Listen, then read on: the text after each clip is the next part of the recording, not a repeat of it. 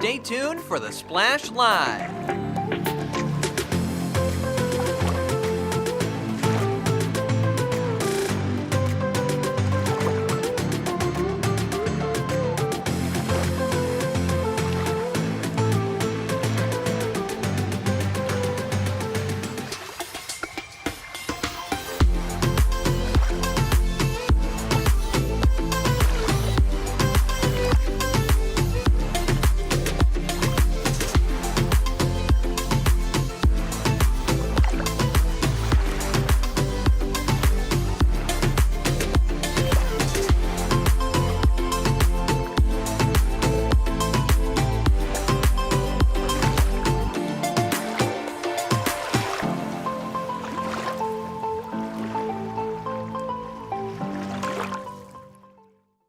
It's time for the Splash Live from Civic Center TV, featuring stories from and about people like you in the Greater West Bloomfield area.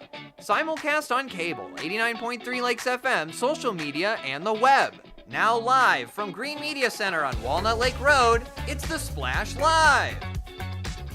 Live, local, social, it's the Splash Live on Civic Center TV and 89.3 Lakes FM. Thank you so much for joining us today. I'm your host, Kevin McIntosh. Getting straight into our top story for today, Governor Whitmer delivered her 7th State of the State address on Wednesday, February 26, 2025. During her 2025 State of the State address, Governor Whitmer discussed many topics, including bipartisan collaboration, housing investments, cell phone and vape regulations, job creation, economic growth, infrastructure, and so much more. So to help us break some of that down and kind of break it down as to why does it matter to us in our local community, join us on the Splash, Associate Professor from the Political Science Department at Oakland University, Nicole Matthew. Thank you for being here, Professor. You bet. So overall, let's just get into the big picture. There was a lot that was said yesterday during the State of the State address. Just give us your overall reactions to the entire thing first. Well, I think it was a concerted effort by Governor Whitmer to extend an olive branch to the other party that is now in control of the Michigan State House. There's a lot of emphasis on bipartisanship, and I think she set the expectations for this coming year to be a lot lower, focusing on some kind of bread and butter, nonpartisan issues. And I like that approach as well. It's better to just work together and collaborate and be an example of that on the highest level in our state. But with that being said, how do you believe her bipartisan approach has shaped Michigan's political landscape right here in our area in Oakland County and specifically Greater West Bloomfield? Well, I think that when she first ran for governor, she focused on a very nonpartisan issue, which is infrastructure and getting roads fixed up. And I think people can see orange cones everywhere. And so that's part of her work and part of also the federal investment in infrastructure. And I think she wants to continue that by focusing more on the local and county roads that didn't receive the funding that she wanted that's gone to the state roads. So people are seeing the progress on that issue, but there's also more work to do. Yeah, of course, a lot more work to do. And there'll continue to be more work to do as we continue to grow and new things continue to advance in our local economy. Now, let's move on to one of the topics she discussed, which is housing. She discussed a very significant historic investment in housing in general. So how do you feel like this housing investment can and will affect our local community right here in Greater West Bloomfield when it comes to affordability and development? Well, housing has been a tough nut to crack across the entire country. And I think that she did mention in the past, Michigan has done things to try to make it easier for first-time home buyers and get the demand up or help people, have some money in the bank for doing that. But the real issue is supply, which she admitted. And there weren't very many details really about how that supply is going to increase, but that's definitely where the focus needs to be. Yes, and I know she also emphasized kind of speeding up the process to getting permits and helping developers, even from out of state, kind of come in and do things to kind of expedite the process to help that out. So we'll see how that lays out. Like you said, not too many details were laid out at the time, but we'll see as time goes. With us right here live on The Splash, Associate Professor from the Political Science Department at Oakland University, Nicole Matthew, giving reactions to Governor Whitmer's 7th State of the State address yesterday on Wednesday, February 26th. Another topic she discussed, job creation, workforce development, obviously on a statewide scale, but bringing it back local. How can West Bloomfield and other local communities make sure that we benefit from these type of initiatives? Well, one thing that she specifically mentioned is doing more outreach to young men to connect with local community colleges, and Oakland County has some fantastic community colleges. Mm-hmm. And she mentioned that women are more likely to have taken up that program than men. And so it's a little kind of surprising. That was the second time she mentioned really outreaching to young men in her speech. So that was kind of interesting. We'll see how that plays out in this area. Yes, and it was very, very interesting. I mean, for people who haven't been keeping up on some of those stats, yes, I've personally known of those stats of women excelling or attending more in colleges, universities, and enrolling in these programs, and even in housing, being homeowners, like obviously obtaining home ownership at a much faster rate than young men. So I paid attention to her consideration to that, obviously, as a young man myself. She also acknowledged concerns over inflation, something that we cannot ignore anywhere in this country right now, and economic pressures just in general. How do you feel her proposals might mitigate some of these issues for our residents right here in our area? Well, it's pretty hard as the governor of a state to influence inflation because a lot of that is really related to interest rates, related to overall spending patterns for the government, federal government. One thing she did come out very strongly against was the tariffs the proposed 25% tariffs on Canada. Mm-hmm. And if she could succeed in convincing Donald Trump to permanently delay those, that could have a big impact on keeping inflation down. Yes. And if I'm not mistaken, I believe there was just some news saying that they are made to be enforced, kicking in on March 4th, if I'm not mistaken, very soon. So we'll continuously keep updates with that. And it was great that she acknowledged that and kind of put that on the forefront, I should say, or something for us to keep our minds on. She also mentioned the cell phone and the vape regulations, something that's been affecting our schools, something that we've been kind of talking about as you know, students and parents in the community. What impact do you believe those proposed restrictions on cell phones in schools and that vape taxation could have on students and families right here in West Bloomfield? Well, with regard to vape taxation, we know that young people are a lot more sensitive to prices than older folks, mm-hmm. and it was shown that increasing taxes on cigarettes actually had an impact on reducing youth smoking rates. So there's potential for that. It might be difficult with a Republican House to propose new taxes, but I think the way she framed it is she's going to equalize the taxes that are already on cigarette products and apply them to vape products as well. So she's not trying to sell it as a new tax, but kind of as an expansion of what categories are taxed. Right. So it's possible that could help it get through this Republican state house. And the cell phone policy is very interesting. Other states have tried to tackle that. Mm-hmm. It's a very difficult issue because parents, on the one hand, are concerned about screen time for their kids, but they also like to be able to text their kids. There's a concern with school shootings that if the kids don't have their cell phones, they won't be able to get in touch with their parents. Mm-hmm. So the devil's in the details with that, about how that policy actually gets implemented. I think a lot of people like the idea of it, but we'll see when it comes to the details what happens. Yeah, I know. That's a sticky subject, too. Like, I mean, I can see both sides of it as well. I think overall we need to find a way to integrate it because I don't think it's going to go anywhere. So we need to find a way to kind of work with us and not against us, but who knows? Like you said, it's in the details and they'll figure that out. That's above my pay grade. Anything else in regards to the State of the State address you feel like local residents in Greater West Bloomfield and Oakland County should really be aware of before we go?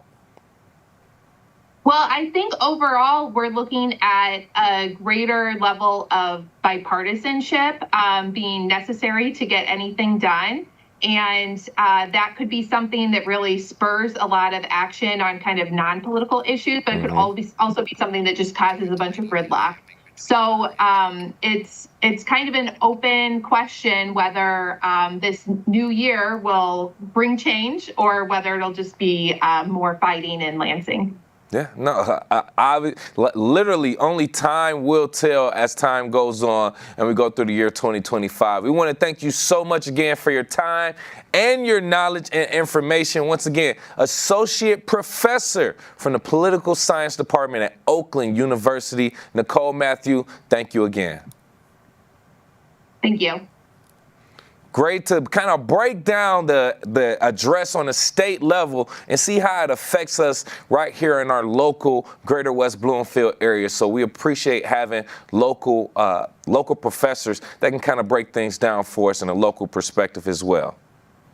From eggs to everyday essentials, grocery prices are continuing to climb, making it harder for families, even right here in Greater West Bloomfield, to keep up. That's why Civic Center TV's very own Jake Schaff is live, taking us to a local grocery store where shoppers share their concerns about rising costs and how they're adjusting to these changes. Jake, how you doing?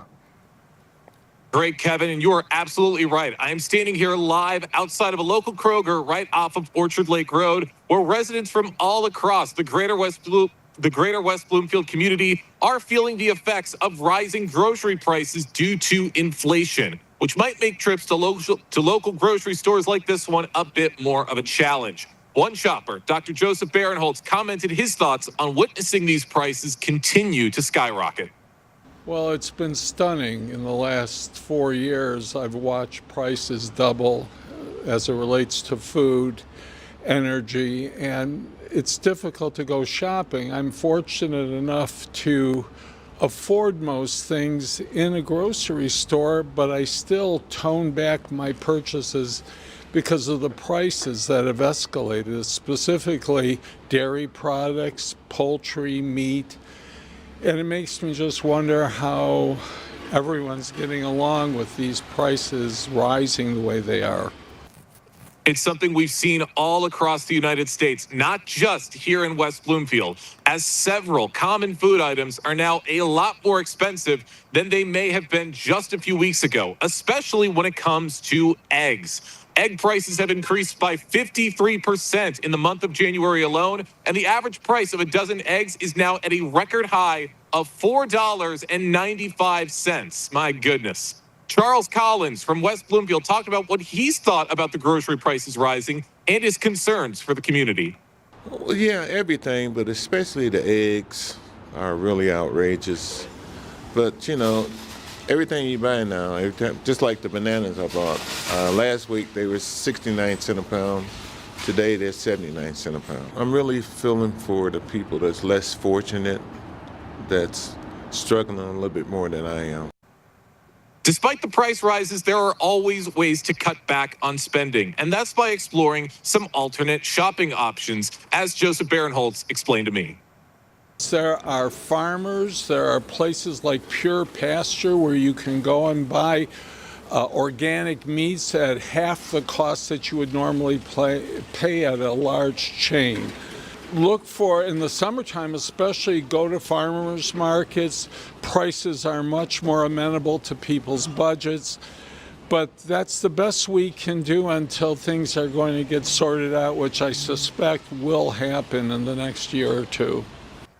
Lots of valuable shopping options all across the Greater West Bloomfield community. Hopefully these prices will start to drop in the coming months, but until then, it's going to be a little tighter on the wallets as you make these trips to grocery stores. Back to you, Kevin. Thank you again for that story, Jay. Local reactions from real residents right here in the Greater West Bloomfield Greater West Bloomfield area, just talking about how we are dealing with prices. And with prices soaring, many in our community are looking for ways to save, including turning to farmers market and alternative shopping options. We'll continuously keep you updated with local resident reactions and news regarding the soaring prices for goods in Greater West Bloomfield. West Bloomfield High School and Orchard Lake St. Mary's boys basketball is set for a district finals showdown. It all comes down to Friday night. West Bloomfield High School and defending champion Orchard Lake St. Mary's both punched their tickets to the District 25 finals with big wins on Wednesday. The Lakers edged out Walled Lake Central 56-54, while the Eaglets dominated White Lake Lakeland, 75-22. Now it's a high-stakes rematch of last year's district finals, where St. Mary's ultimately claimed the title. Tip-off is set for 6 p.m. at West Bloomfield High School, and the winner will move on to the regional semifinals at Rochester Adams on Tuesday to face either Davidson or Grand Blanc. Congratulations to both teams as they fight for a district championship. Congratulations on that.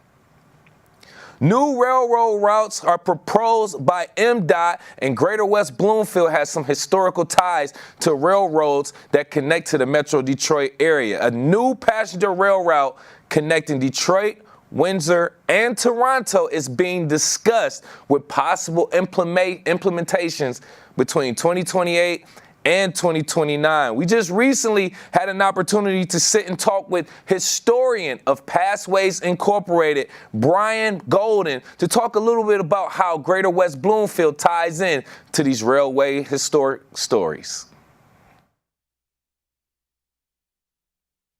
Pleasure, Calvin.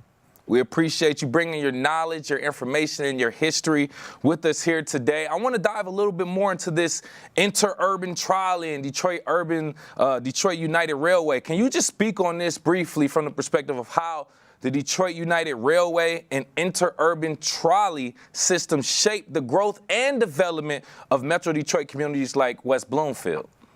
Oh, no, that's an easy one for me.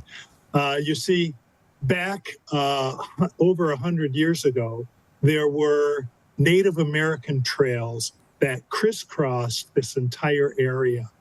Now, farmers that purchased, or settlers purchased land in these areas, used those Native American trails as a means to get from one place to another. Mm-hmm. Now, those Native American trails kind of grew into roadways.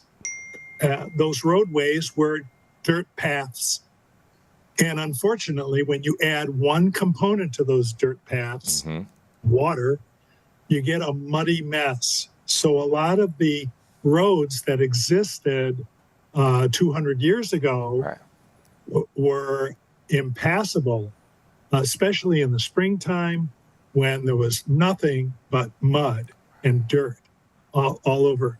So somebody came up with a brilliant idea, and that is, why not let's put railroad tracks in or near the road and use some sort of a conveyance that rides those rails, so you're not dependent on the quality of the roads.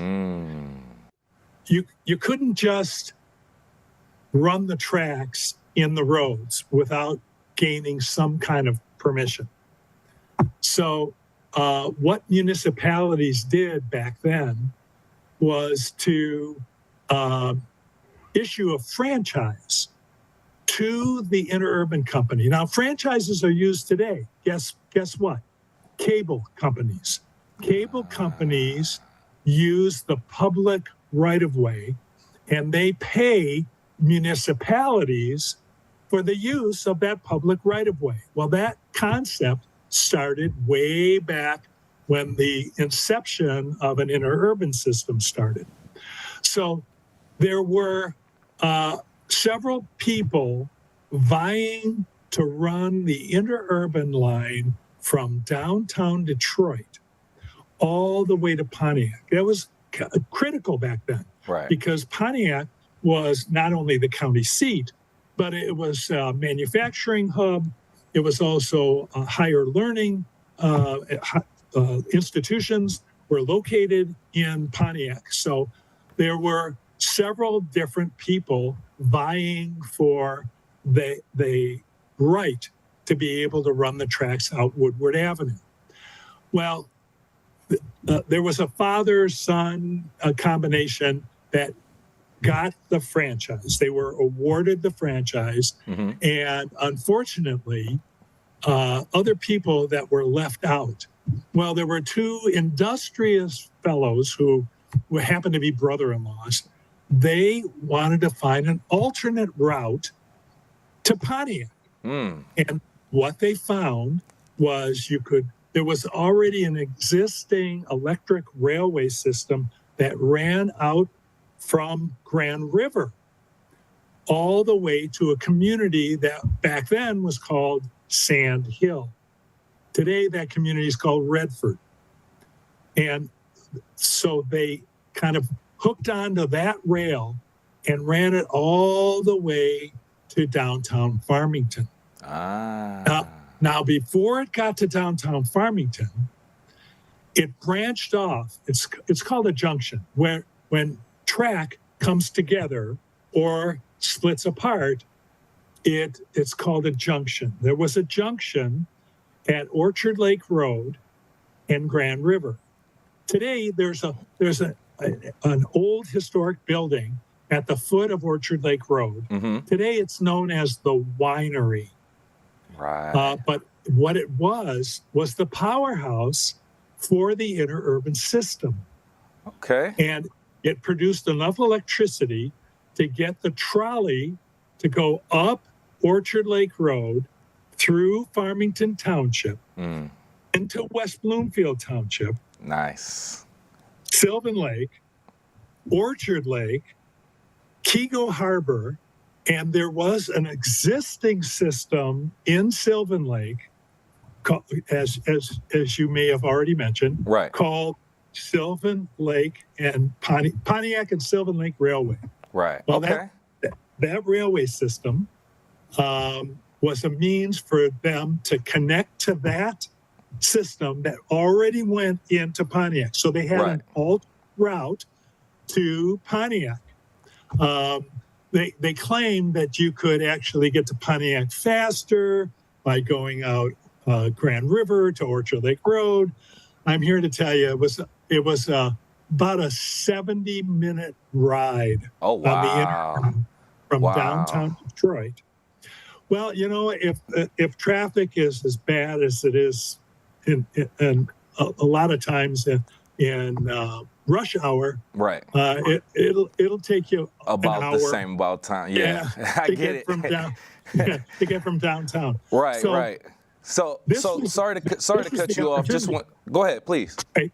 No, I was going to say this. So this was the opportunity for it to service a totally underserved area, which was West Bloomfield Township. Right. All right. Okay. Nice. I see how you brought that together. I love that. Gave us a full scope on the railway systems and an interurban trolley, like we just talked about, which is an archaic word at this point. With me right here live on The Splash, historian from Pastways Inc., Brian Golden, talking about the discussions for a new passenger rail route connecting Detroit, Windsor, and Toronto, and West Bloomfield's historical history, I should say, to railways as well, connecting to Detroit. Now, I want to just kind of go over real briefly some of those aspects of the railway. Can you just talk about some of the most fascinating aspects of the West Bloomfield's early railway system that people may not even know?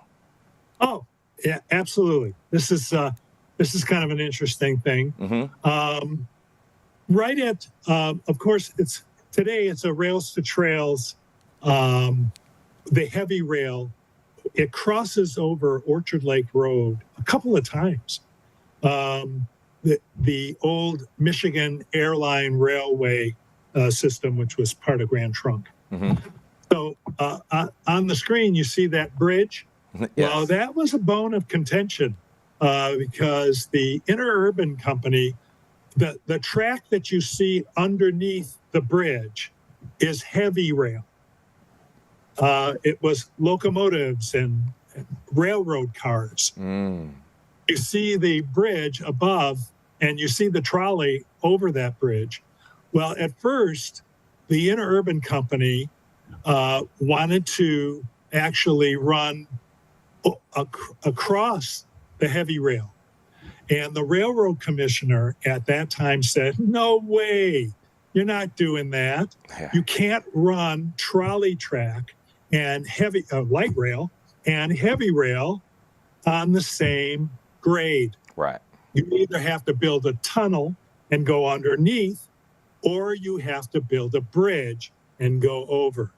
So the picture that you just put up on the screen is a picture of the bridge that they put in, and unfortunately, putting in that bridge almost broke the bank for the Interurban Company. Wow. That actually did that. Now, there's still evidence of that bridge, and that is the earthen mound. As you're looking at the picture on the right-hand side, you'll see that there's a earthen ramp that elevates the trolley track 20 feet above the heavy rail. Well, today, if you walk that path, the earthen ramp, or the high side of the earth, is actually still there. That's because Detroit Edison, years later, put a high tension pole right on that hill. So that hill's not going anywhere. It's still there. Now, this bridge was located just south of St. Mary's.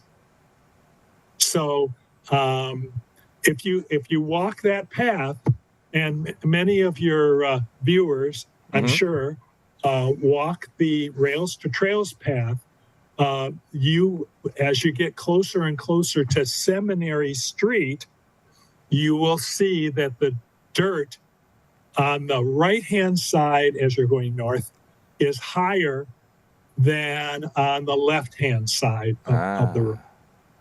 So that evidence is still there. A lot of people don't have a clue. Right, and that's so nice that you gave us that piece of information. Now people who do go around that area, they can actually spot that out and make the connection to history right now. And for our listeners on 89.3 Lakes FM, watch us on CivicCenterTV.com so that you can get the complete aspect and a complete perspective with the visuals that we just provided. And with me right here live on the Splash from Pastways Inc., historian Mr. Brian Golden, once again talking about the new passenger rail route connecting Detroit, Windsor, and Toronto that's being discussed with a possible implementation between 2028 and 2029. With that being said, I just want to ask you about that real quick. How do you see that proposed Detroit, Windsor, Toronto rail line influencing communities in Metro Detroit like Greater West Bloomfield?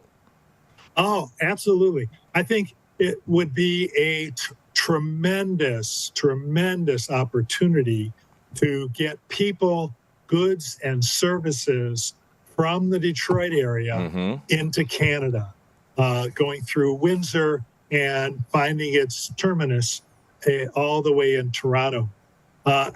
It's such a tremendous endeavor, and rail travel is very popular in Europe. It's very popular in the Far East.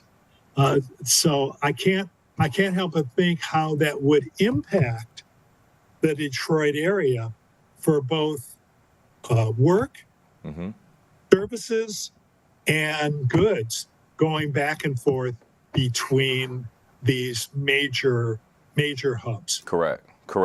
Yeah, and I would love that as someone who likes to go to Canada every now and then, and I kind of hate the drive. I would love the opportunity to just hop on a train, get there as quick as I can, and possibly even visit more than one city in Canada as well. I think it'll be a great connection right there. Don't have too much time, Mr. Golden, but I do want to ask you this last question. That's in regards to the West Bloomfield Railway history. If you could preserve or restore one aspect of West Bloomfield's railway history, what would it be and why? Oh gosh, that's a terrific question. If it still existed, if the rails were still there and allowed people to not only come up from Detroit all the way into West Bloomfield Township and go even further and go from West Bloomfield Township all the way into Pontiac, that would change the socioeconomic face of all of Southeast Michigan, bringing people to jobs and bringing jobs to people.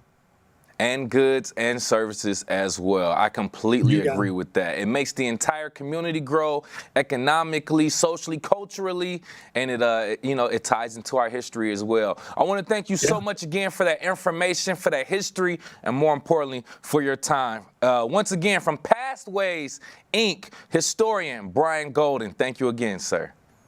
My pleasure, and have a great afternoon.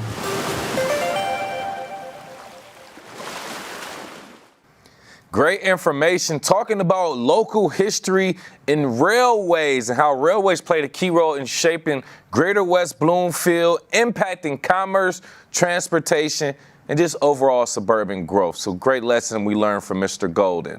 We have more information that we're going to talk about. We talked about the prices of food going up, but what about the ingredients in food changing overall? We'll discuss that coming up. We are live, local, social. It's The Splash Live on Civic Center TV and 89.3 Lakes FM. We'll be right back with The Splash Live. This is Civic Center TV and 89.3 Lakes FM. On cable and the radio. On the web too, and on social media. Civic Center TV, television that's close to home.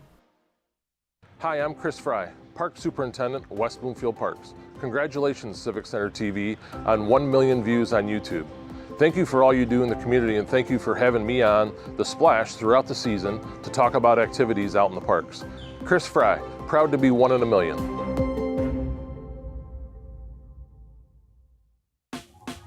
Last week, Brandon met a girl on a dating app. One day after work, he finally found the courage to ask her out. No answer. He started to panic. Was he being too pushy? Maybe it was too... Hey, sorry I didn't respond. I was driving. I would love to go on a date. How does tonight sound? Brandon tried to play it cool, but inside he knew. A girl so smart, so responsible. She must be a keeper.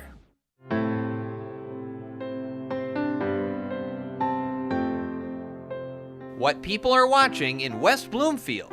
Civic Center TV and 89.3 Lakes FM.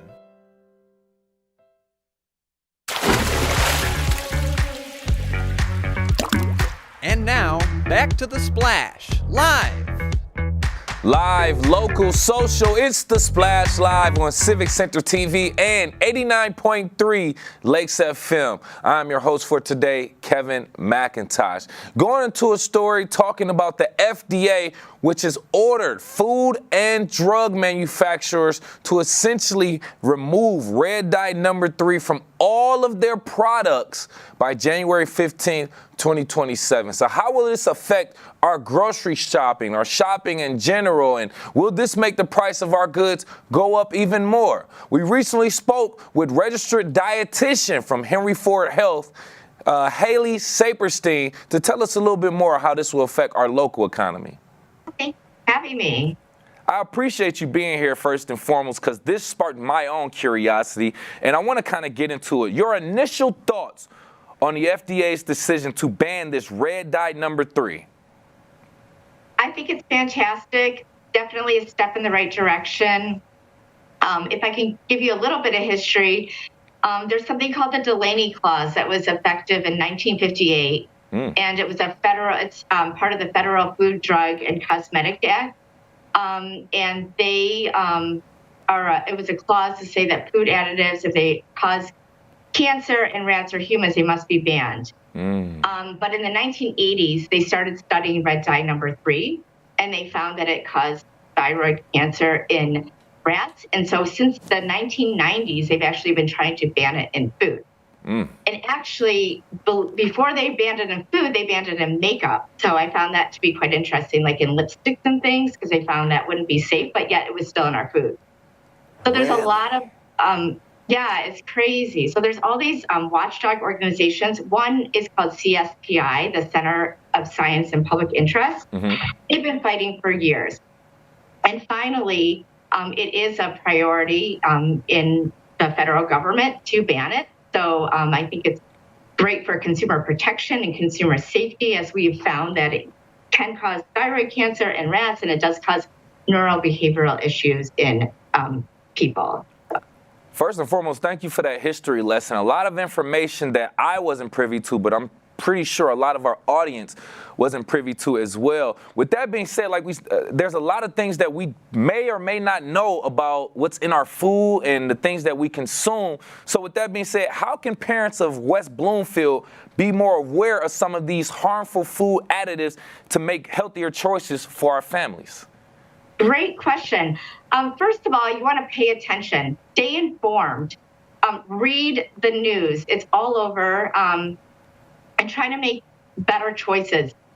Always buy fresh food over processed. So always, when you're shopping, shop the perimeters of the grocery store, because you're going to find the fresh food. We always say, as children especially, eat a rainbow. Eat all different colors, and you can make your plate vibrant. When your kids come home from school, instead of putting out a processed snack, you could put out fresh fruit, you could put out fresh vegetables, make it fun, put dips out there. Like I said, eat a rainbow. Number 2, you could read labels. When you're, to stay informed, look at the back of packages. After I did my recent article for Henry Ford on food dyes, we actually started looking through our labels in our pantry and found there's a lot of hidden food dyes. So you have to definitely be proactive and look at things. Be creative, find things that you can color your baked goods with. You can use berries, you can use nuts, you can use different things that are going to add color without adding additives. Or unnatural. There's also natural food coloring you can buy. So if you're making cakes and cookies, you can find natural food dyes, just where you'd find your regular food coloring in the baking section, and you can use those. They use turmeric, and they use beet juice and things like that to color things. And then also stay informed by looking at different websites. There's one called safemama.com, and on that website, there's a list of food dye-free snacks. So that way you can try to stock up your pantry and, with those healthier things, and go from there. It makes sense. But just like, go ahead, continue, please. Oh, no, you're fine. You go ahead. Yeah. Yes, but essentially what I was saying, I just want to bring up what you just said. When you look into your own cabinet, and once you're conscious of these things, you'll start to notice these type of things are in a lot of our different foods and drinks, and like you even said, lipsticks and things of that nature. So what are some of the biggest challenges families will face when trying to transition to this dye-free or additive-free food options? So the biggest challenge, I think cost may be a challenge. Yep. So if you, just to keep in perspective, there's over 3,000 foods that contain red dye number 3. So you have to kind of look through the others, and so so the challenge could be it's increased production costs to not use this red dye number 3, which actually comes from petroleum.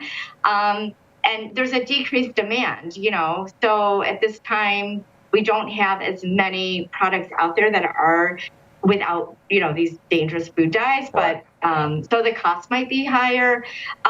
Food additives also keep our foods fresh longer. Not the food dyes in particular, but just food additives in general. They can slow the microbial activity and slow a chemical reaction. So foods might not stay fresh as long if they don't have additives in them. And also, the food might look different to your kids because they're used to having colorful M&Ms and Skittles and things like that. And so just educating our children on, why we're making this change, and hopefully they'll buy into it. No, I understand that too, especially when you spoke on food looking different, possibly even tasting a little bit different, lasting a little bit different. Once we remove the dyes and the additives, we're looking at completely different food for the most part. But I want to kind of speak on that to a certain angle. With us right here live on The Splash, registered dietitian from Henry Ford Health, Hallie Saperstein, talking about the FDA removing red dye number 3, or I should say banning it, and requiring manufacturers to remove it from their products by January 15th, 2027. Now, one thing I want to speak on is the United States compared to other countries when it comes to our food. How does the U.S. compare to other countries when it comes to food safety regulations, and what lessons can we learn from them? So that's a good question. We actually, we compare favorably, number one. I found that really interesting during my research. In 2022, we actually ranked 13th out of 113 countries on their Global Security Index for food safety. But what we're behind in is the food additives. So food dyes and things like that. Like, for instance, in the European countries, they've actually banned red 40, the yellow dyes, and the blue dyes, and they're actually in the process of banning green dyes. But here, we're just starting out, and we're banning red number 3. So we are just in the step. We're going in the right direction, but it's definitely going to take time to make all the changes.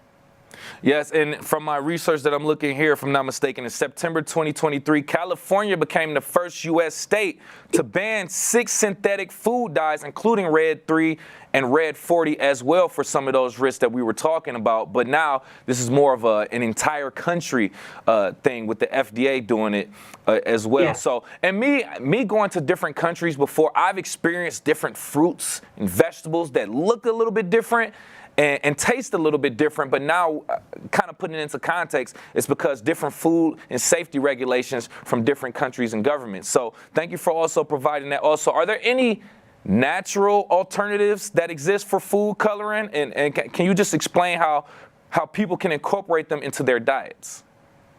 Yes, so there's definitely natural food dyes that we can use So if you're baking, the easiest one is if you go to the grocery store, there's right next to the unnatural food dyes, there are natural food dye packages. Now, they might be a bit more expensive, but they're using turmeric extract, carrot extract, spirulina for green, berries for purple. They use beet juice and vegetable juice for these dyes.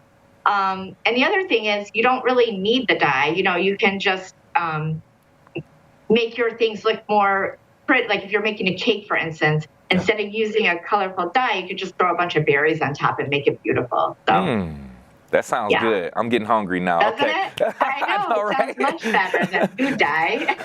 But here's what I really want to get at, right? With this ban happening in less than 2 years now, obviously it's going to affect food manufacturers, but on a local level, it's going to affect grocery stores and the food that they supply. So how do you think this ban will impact local grocery shopping and product availability in our Greater West Bloomfield area? So I think the products are going to, start. I think there's going to be more products, that are going to be out there as time goes on. Again, I want, I think I recommended using different websites to sort of see what's out there. There's already products on the market, like Goldfish crackers. They use natural food dyes, which is amazing. They've been doing that for quite some time. So I really don't anticipate too many bumps in the road. I actually see some of the grocery stores even promoting these products because they know that we're trying to make our foods healthier, and we're trying to keep, our consumers healthy. So I think they're going to start, maybe highlighting them and end caps at grocery stores, especially the local grocery stores. I find that, people here are very health conscious in West Bloomfield. So I see it as being a benefit. But like I said, there are 3,000 products with this red dye number 3, and there's probably a third that don't have that dye. So it's just going to take some time to kind of move them off the shelves. But like you had said too, we have till January 15th of 2027. Correct. A lot of good key information that you're giving us right here, and don't want to hold you up too much longer. Any additional information that we should know about in regards to these food additives or dyes, or just anything in general with the food that we consume? Yeah, just be mindful. Start reading labels. Start seeing what's in products. I mean, things as simple as like brownie mix has all these different additives. And so, trying to start to look at different recipes that you can make with your family. And it's also fun, that are not using all these additives, not using processed foods. Like I said, using, shopping the perimeters, because you want to avoid a lot of different things, not only just food dyes, but like high fructose corn syrup, MSG, brominated vegetable oil, which they find in sports drinks, which is crazy. They put all these things in that have been found to cause cancer, or some cause heart disease, like trans fats. And so we just want to make consumers more aware and try to, and like I said, there's so many resources at our fingertips with the web, with the internet. You can kind of shop before you actually enter the grocery store. Right. So just kind of use your resources and make good choices. I like that you brought up the fact of reading our ingredients. I think it's a whole nother topic to get into, how to read some of these food labels, some of the words and the nutritional facts on there. That's a whole nother conversation. Maybe we'll have you back on to talk about that. But we appreciate your time and information. Once again, registered dietitian from Henry Ford Health, Hallie Saperstein. We appreciate your time. Thank you. Great information to keep in mind as we are continuously seeing the rise in prices for our goods and groceries. And another thing that could affect it, with red dye 3 being officially banned from the FDA from food and drug manufacturers by January 15, 2027. We'll continuously keep you updated right here on Civic Center TV. The West Bloomfield Police Foundation has been supporting officers and community members since 2001. And beyond assisting officers in the line of duty, the foundation provides emotional and financial aid to their families as well. And the Police Foundation actually has an event coming up that you should support. So with me right here live on The Splash, President of the West Bloomfield Police Foundation, Mike Shabisti. Thank you for being here, Mike. Thank you, sir.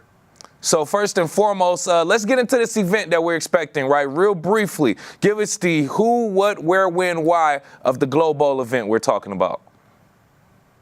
Our Global event has turned into, right now, our highest grossing donating event of the year. So March 1st, 2025, Wonderland Lanes, right there in Commerce Township, Richardson Road, in between Union Lake and Haggerty Road. 12:30 to 4, we bring in approximately 150 to 160 people from the police department, our local fire department, local parks and rec, town hall, and then the community at large, where we come together and we help raise funds not only for injured or fallen officers of West Bloomfield Police Department, but also other local police departments and the Greater West Bloomfield community. Well said. Thank you for giving us that information. 150 to 200 people sounds like a great significant amount of people. With that being said, can you continuously kind of build on that and just talk about the importance of the community supporting our local police foundation through events like this? Absolutely. So this event couldn't go on without the support of the community. We don't have 150 police officers to simply put this event on. So the support from the community is amazing. The outpouring of, love that our community does have for us and we have for our community is incredibly beneficial to being able to make this go on. It is done under the kind of the neon lights or the global effect that Wonderland Lanes has, which everybody loves to be able to bowl in, gives them something, unique, different, special, and just kind of makes it very fun. We have kids all the way from 1 year-old, all the way up to, we have people in their 70s that have been coming year after year to come out, help support us. And, everybody always has a good time, always a good couple laughs. And always good to see those familiar faces Given the fact that it's late February, early March, everybody's tired of winter. They want to get out. They want to be moving around, and we're happy that we're able to put on this event, not only for the community but also to help the Police Foundation. Exactly. Like you said, which is why, 150 to 200 people attending. It's not just all police officers. It's their families, their friends, community leaders, and business leaders all coming together to support our local police foundation. So sounds like a great event, great time, glow neon lights. How can you go wrong with bowling and some good food and good company as well? I want you to break down the importance of the Police Foundation from the perspective of what you all do. With that being said, can you just explain some of the most impactful ways that the foundation has supported officers and their families over the years? Absolutely. So we are there for times of need, not only emotional, but financial and whatever collective burdens families may have.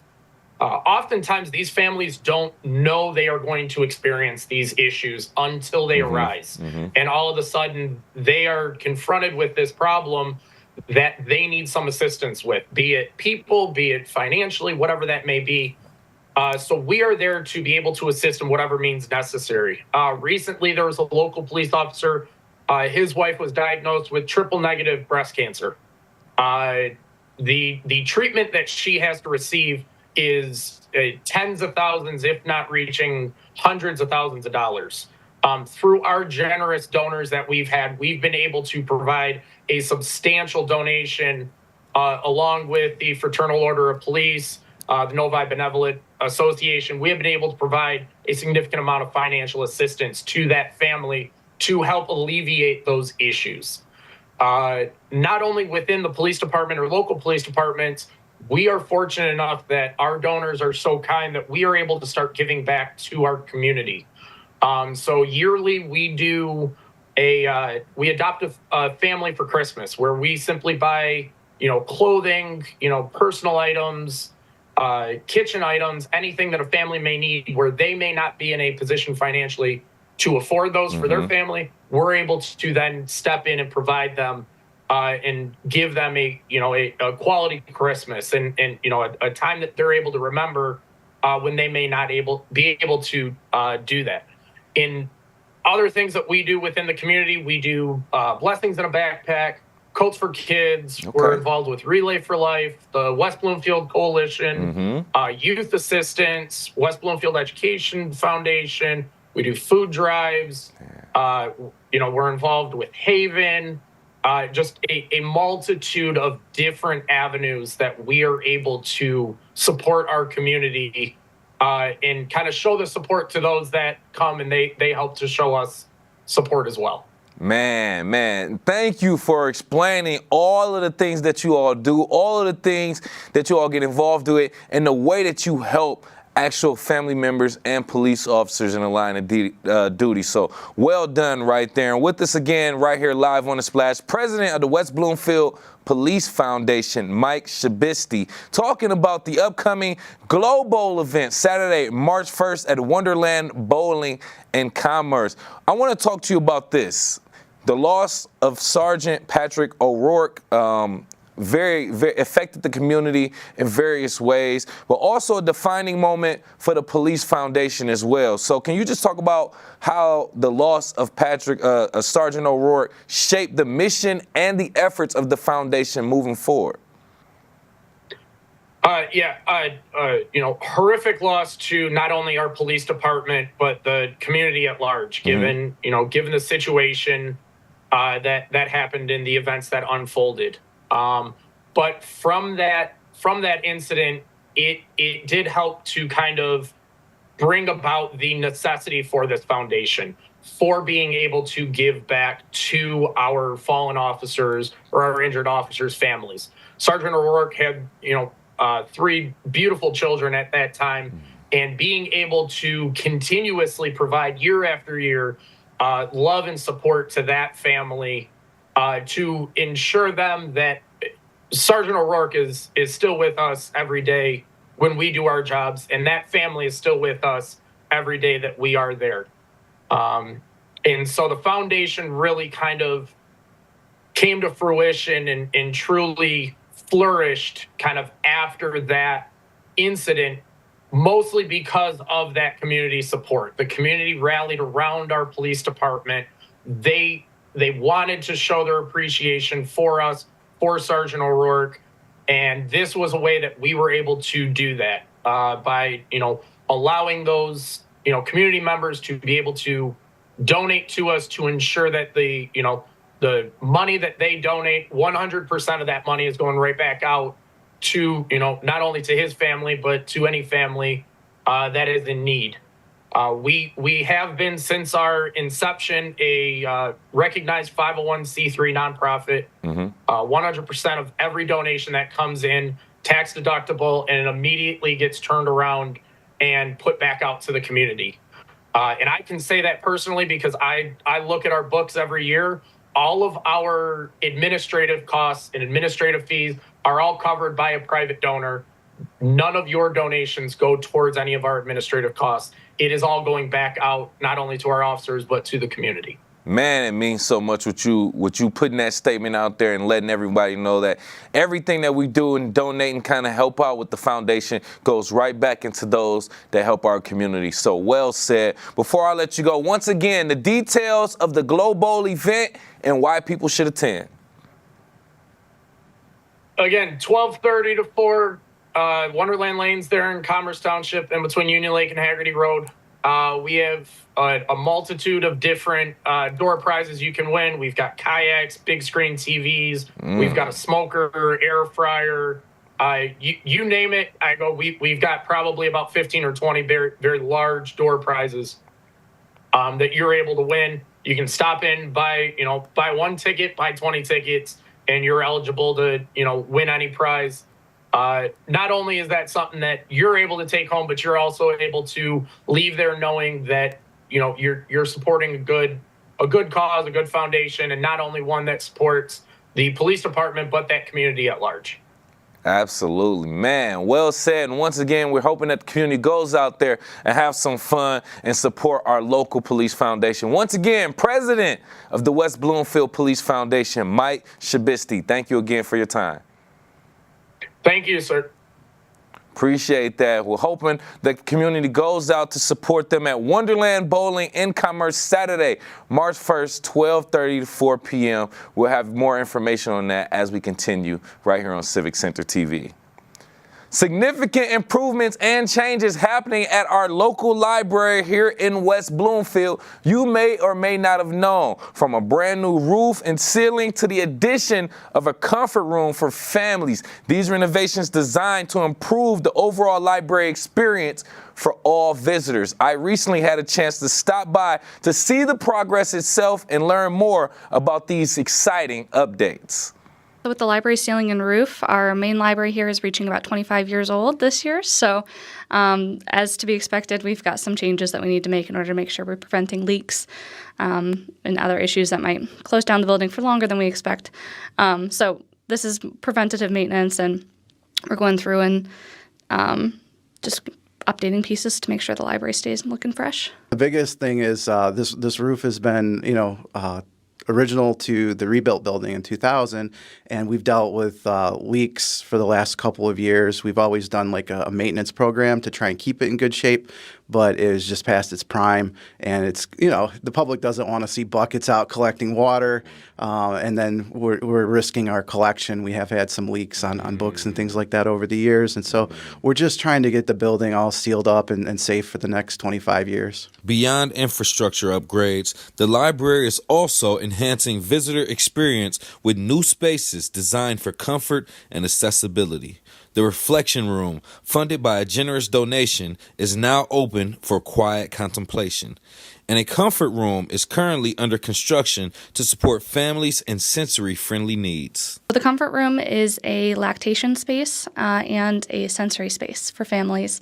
So we've had a lot of requests over the years from families who want a lactation space, someplace where they can go for mothers who might be pumping or breastfeeding that's a little more private.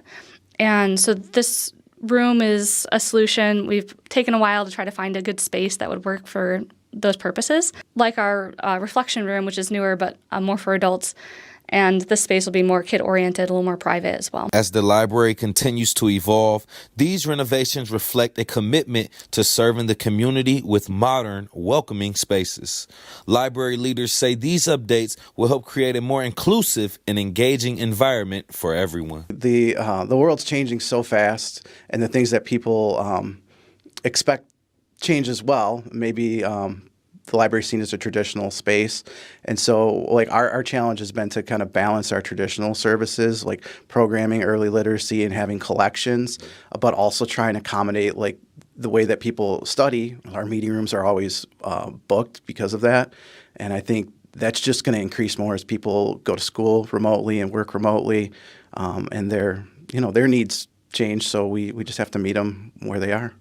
The library renovations are part of an ongoing effort to create a better experience for the community. If you'd like to see the changes yourself, please make some time and stop by the West Bloomfield Township Public Library's main branch to check it out for yourself.